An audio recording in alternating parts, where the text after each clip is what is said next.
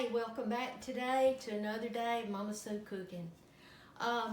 Today I'm going to do meatloaf balls. This is something that we love. Everybody at our church loves it when we have it for Wednesday night meals. And I just wanted to show you how easy it is and hope that if you haven't already gotten the recipe that you will try it. And what I'm going to do is at the end of the video, when I post it, I'll put the recipe in the comments so you'll have it and you won't have to try to screenshot it. Normally I double this recipe, but it's just Harold and me, so I'm just doing the regular recipe, which calls for a pound of ground beef. And now this, I got the 93% lean of the ground beef.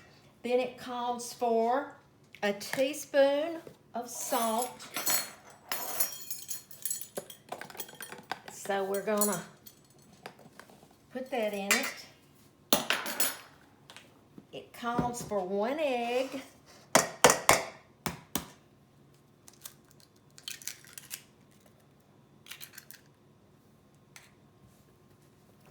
Kind of mix that just a little bit because it'll get mixed when I am making the balls, but just kind of wanted to incorporate it in there.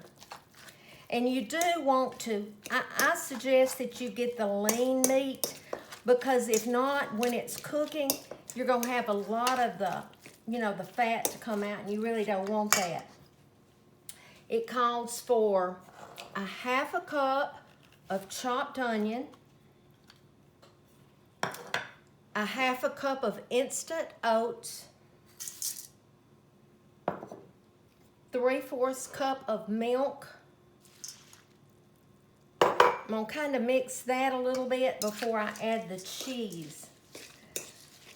You think, oh my goodness, I've never seen this in meatloaf before. The cheese and all that, but it's really good. Okay, a cup of grated cheese, whole cup. Then you're gonna mix it all together. And I'm gonna tell you, there's no way to do this without using your hands. And I always wash my hands before we start filming. Got Harold filming with me today. Amy was gonna do a recipe and she had something that she had to do, so she says she'll do it tomorrow. So we may have back-to-back days with our recipes. Okay, and now when you get this all mixed up, you can make a loaf, but my folks, especially the grandkids, love meatloaf balls. So I just make them into balls about like that. A little bit bigger than a golf ball. Of course, you can make them any size you want. But as you're making this, and I know I try to have things out so you won't have to spend so much of your time listening and watching me, but I wanted you to be able to see how we mix it and everything. Hope y'all have had a good day. We've been busy. I've been canning. Harold likes to keep it on the bowl instead of me, so that's good.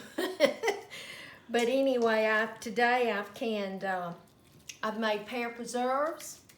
Got some more in a pan to make some more tomorrow, and I did green beans and peas and a few tomatoes. So it has been a busy day. That's the peas and the green beans and the tomatoes. And then I only had 2 pints of pear preserves.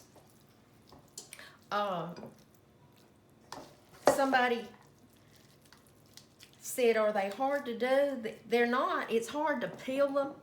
And another thing is, they cook down, so you have to peel a whole bunch of pears to have some pear preserves, but they're really, really good.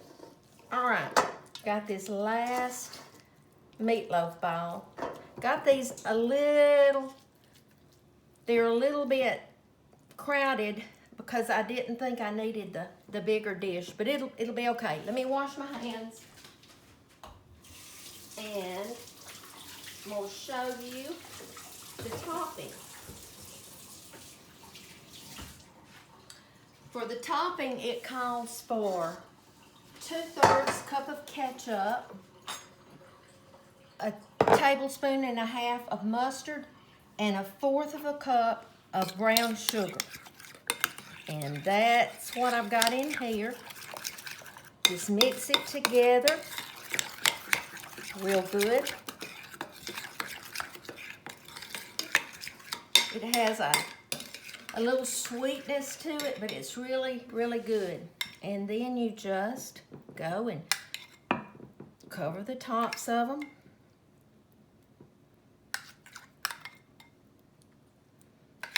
You see, it really doesn't take that long to make it. But you're going to cook it on 350 degrees for 1 hour. Like I said, if you'd prefer just doing a meatloaf, you'd do it the exact same way, but you'd make it into a loaf. It's a little hunk of brown sugar right there. But we like the meatloaf balls. If you have any left, it's pretty good on a Subway sandwich the next day also. But I'm gonna put these, my oven has preheated. I'm gonna put it in for 1 hour.